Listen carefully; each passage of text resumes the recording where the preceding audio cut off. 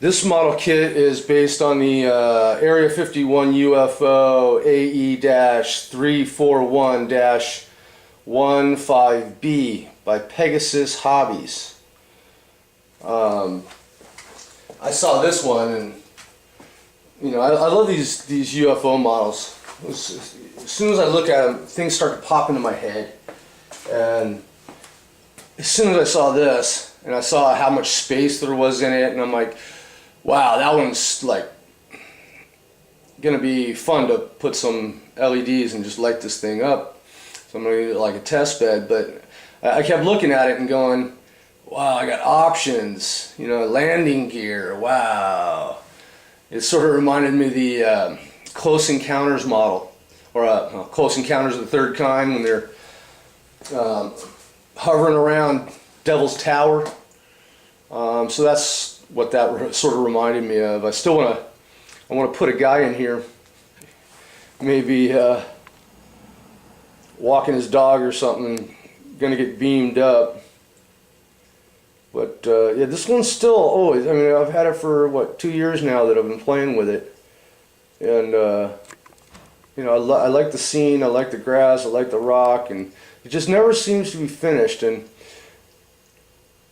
one of my friends mentioned that as well, and I wound up having to take the whole thing apart and adding a chase circuit and adding new lights to it, and because it just seemed incomplete with the lighting that I had that were on the bottom of the model. But I'm really happy with it. It's just that it was one of those things, and another one of those things where I just had materials laying around. I'm like, oh, okay, I could use this, I could use that, and I've had all this leftover rock materials. So when I molded the rocks and stuff, so I just had all this stuff laying around. I'm like, okay, let's throw it together. This is the first time I went out and bought those really nice trees. I like the trees are actually like a little stick instead of plastic. It gives it a little feel. Each little section is like a little scene of its own, and the way the rock went up, and you got rocks falling down and crumbling, and bird droppings, and plants growing out of the rock. It's the ship's broken a few branches on its way down, so it's definitely tried to add some real. This is the first time, and I got this bed of grass coming through, which I've never really done before. And I guess it's like an iris or like a swamp grass that is kind of growing up. We don't know what's on the other side of these rocks here because it ends, but maybe there's water there.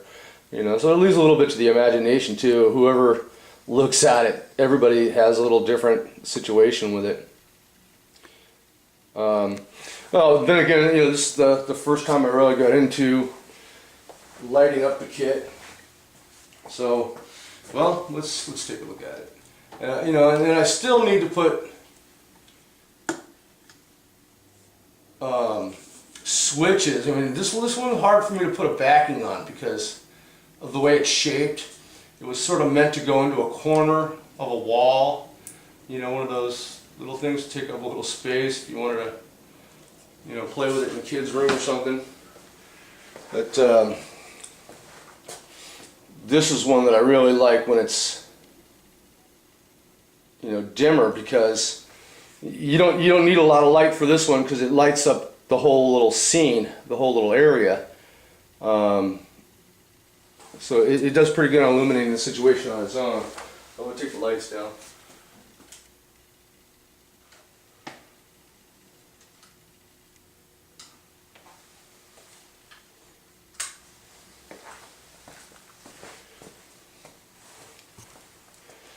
Unfortunately, no sound. It needs a little sound. But then, after a while, that can get annoying if you couldn't turn it off. So you can see I've got the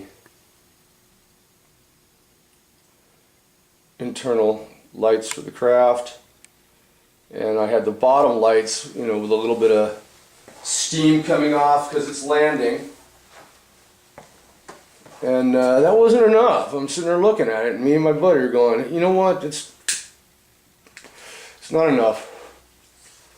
I mean, because it just seemed plain Jane. It didn't have that kind of a, you know, recognizable effect that people were, you know, used to seeing, which are those flashing lights. So I had to add the chase circuit to have the different color lights going around the, you can't tell there, but there are 2 different color lights going around the perimeter of the craft. You know, and, you know, for the little area that it's in, it really illuminates the situation quite well. Well, that's that one, the Area 51 model, which I'm still working on. I'm going to put switches and backing and ways to mount it, and, you know, maybe some trim work on it. It was also one of those things I wanted to put a, you know, a glass case in, but then you can't really get in there, and, you know, I mean, that's one of those things, you want to make changes, you know. I want to put a beam in there, or maybe some characters or whatever. If you glass case it, man, that's so much work. Well, thanks for looking.